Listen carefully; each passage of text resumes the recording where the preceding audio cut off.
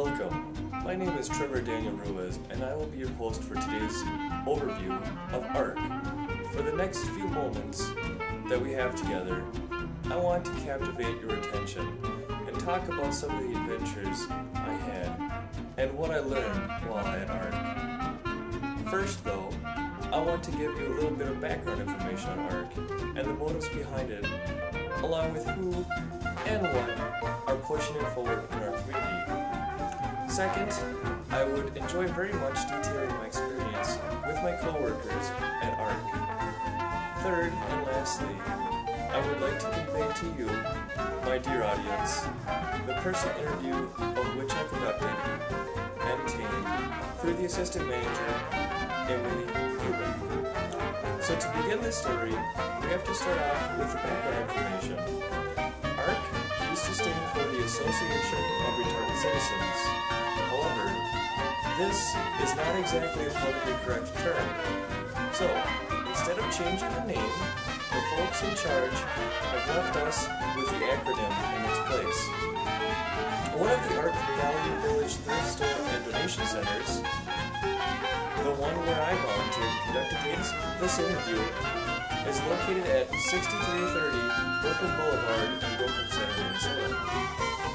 ARC's Valley Village thrift stores and donation centers offer quality merchandise donated by Twin Cities individuals and businesses. ARC's Value Village is owned and operated by ARC's Greater Twin Cities, which provides advocacy and support for people with intellectual and developmental disabilities and their families. ARC's mission statement is to secure for all people with intellectual and developmental disabilities and their families the opportunity to realize their goals of where and how they live, learn, work, and play. At ARC, you are able to shop, donate, and volunteer. If you choose to shop, ARC offers an ever-changing array of used and new clothing and household items. Merchandise is neatly displayed and restocked daily. Whether you shop because it's eco-friendly, because you're thrifty, or just for the thrill of the hunt, shopping is easy and fun for everyone. If you choose to donate, ARC accepts donations 7 days a week and will also provide a tax receipt.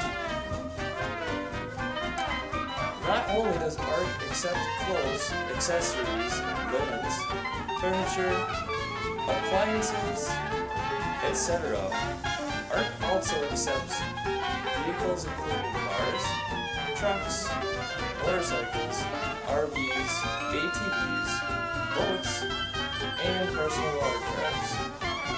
All donations that are in good condition are tax deductible. For more information, please visit www.irs.gov. If you choose to volunteer, opportunities are available for individual or groups. Volunteers are 70% of the store workforce. Your time and effort help generate $1.7 million annually to support ARC programs and services. The proceeds go to the 1 in 10 families in our community with a person who has an intellectual or developmental disability.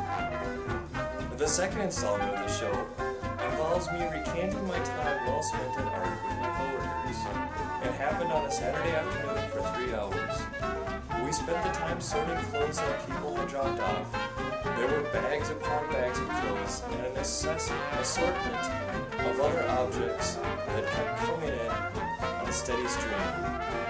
It was unbelievable what some people gave away and probably should have just thrown away.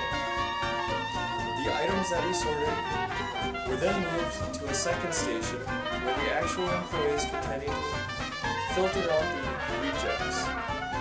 It was a very hands-on job. And lastly, the third act of the show is the interview that I conducted with the assistant manager of ARC in Brooklyn Center. Her name is Emily Cuban, and it's pretty obvious that she has a big heart. She used to work for corporate retail, hence why she works with all the clothes and other items. Second, she used to work at the YMCA, hence the big heart and love for volunteering and working with others to help others. She likes how it is a non-profit company, and she found the position through word of mouth. And above all, she wants to make a positive change for the world and the community. The rest of the interview involves the majority of the information that I've already spoken on earlier in our program.